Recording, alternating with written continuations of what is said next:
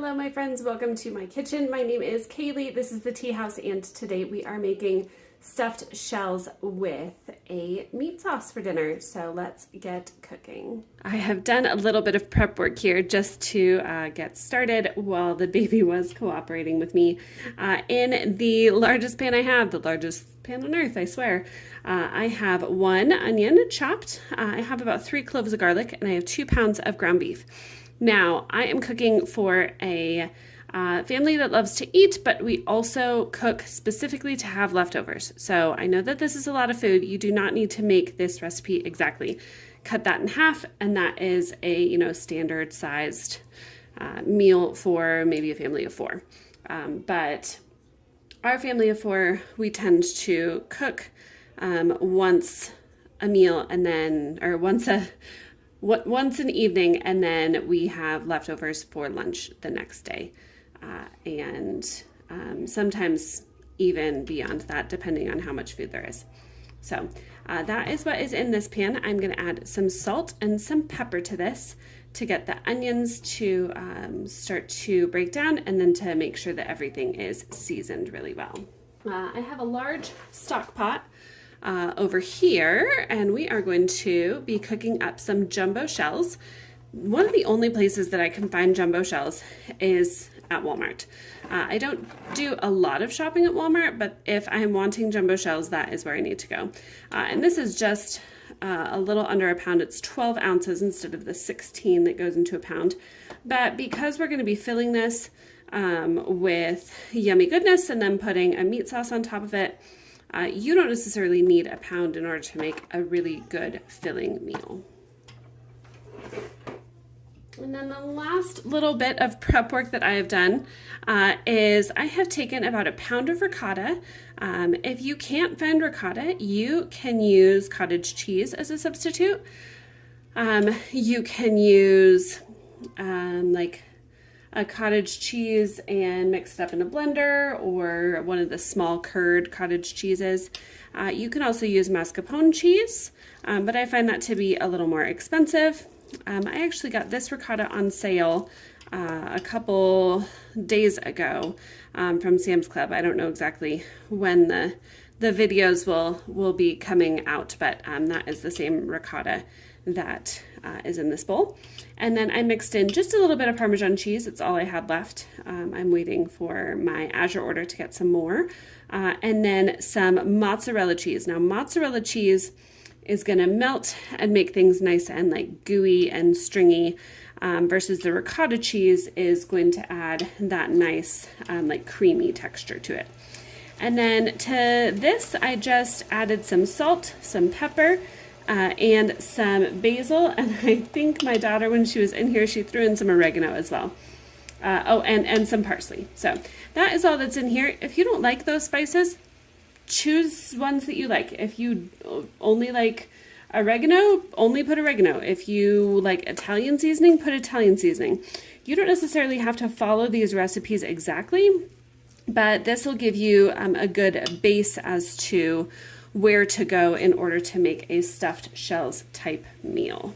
Besides the ingredients that I have mentioned already, we are also, in order to turn this meat and onions into a tomato-based sauce, I went into the pantry and I was able to find a couple cans of crushed tomatoes and a can of tomato sauce.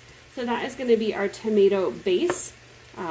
You can use diced tomatoes, you can use tomato paste that's been watered down, you can use petite diced tomatoes instead of like the big dices.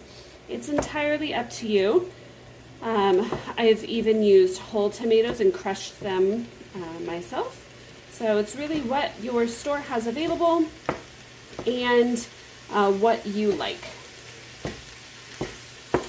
So now I'm just going to kind of saute the onions and the meat until the meat is cooked and the onions are softened. My guess is this is going to take probably 10 to 15 minutes because my meat is still a little frozen in some spots. So I will get back to you when this is done. So it has been about 12 minutes.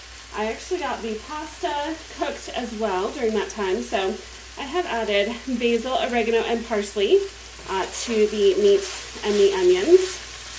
I always like adding my spices before any of the liquid components because most spices, they bloom when they hit fat, and that means that they just, their flavors just get enhanced. So now that those are incorporated, I will go ahead and add, I have 1 can of tomato sauce and 2, 16 ounce, 15 ounce cans of crushed tomatoes in tomato juice. And we will get those all mixed in and get the pan reduced to a simmer. Our presents from here on out will be graced with a toddler. So I hope this all goes well. I also have a sleeping baby that I am wearing, so wish me luck on this.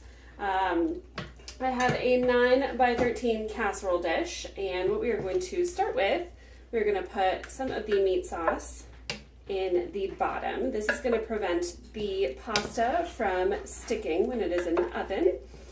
There's no exact measurement here. You just want it to coat the bottom. Are you eating pasta? Mm-hmm. Yeah, okay. It's yummy. Is it yummy? Mm-hmm. Okay, hey, this is hot. Yeah, you're gonna blow on it, okay. And from here, I have my pasta shells over here. They are cooked and pliable. And I have my cheese mixture. I'm just going to spoon cheese into the shells and then put them onto the meat sauce. I'm sure that I will speed this up while editing so that you don't have to be bored to death by this process, but that is what we are going to do. I clearly underestimated the amount of cheese that I would need. So what I did with the remaining shells that I didn't have filled is I broke them into pieces and I tried to put them kind of like scoop side up because I'm going to be topping this with more meat sauce, and so the scoops are going to catch that sauce, and then we're going to be topping everything with mozzarella cheese. So it'll be a nice bite still, even though it doesn't have any of the ricotta mixture in there.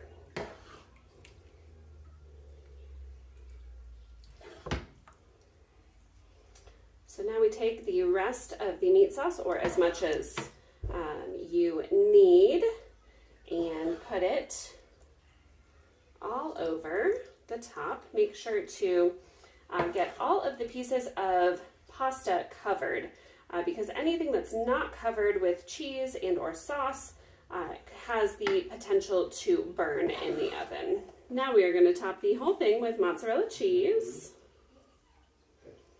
And then I'm going to leave this out. I'm about an hour and a half still from dinner time here in our house. I was able to get this done earlier than needed. But this is going to go in the oven for about half an hour at about 350 or until it is nice and bubbly and hot.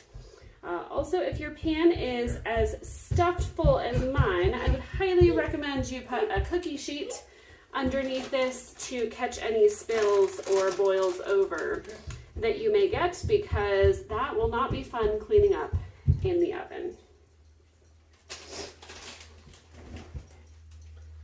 Hello, young lady. Mommy, Yes. I have milk. You want milk? I'll let Mama finish this, okay?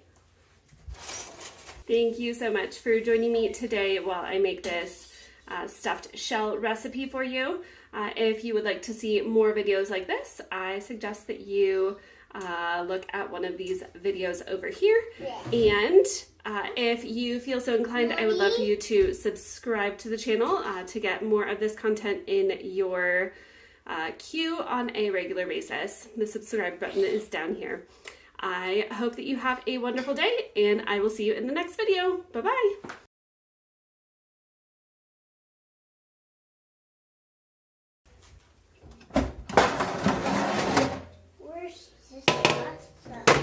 Where's the pasta? All the pasta is in here now. I want it. You want it? Well, you'll get it later, okay?